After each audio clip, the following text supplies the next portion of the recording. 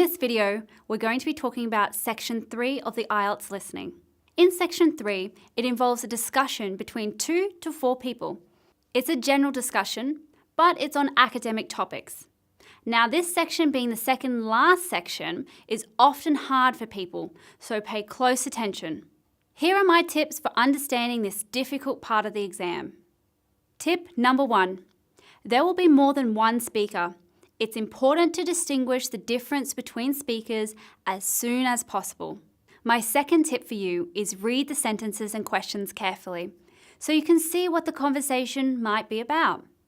Now, often the speakers will speak fluently, like a real conversation, so it's not going to be slow or articulated correctly.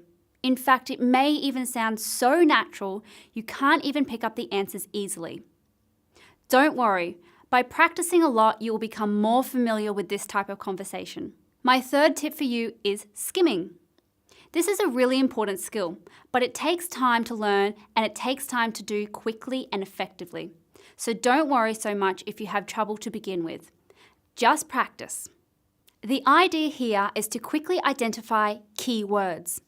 That will indicate to you when the answer may be heard.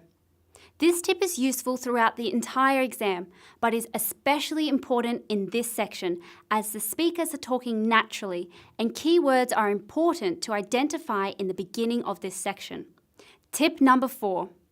Often words like the, of, by, is, it, and so on allow you to kind of already guess what type of word you need to write.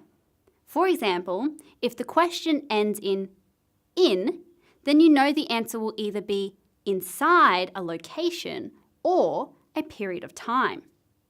If you have trouble identifying these types of words, I advise you to brush up on your English grammar.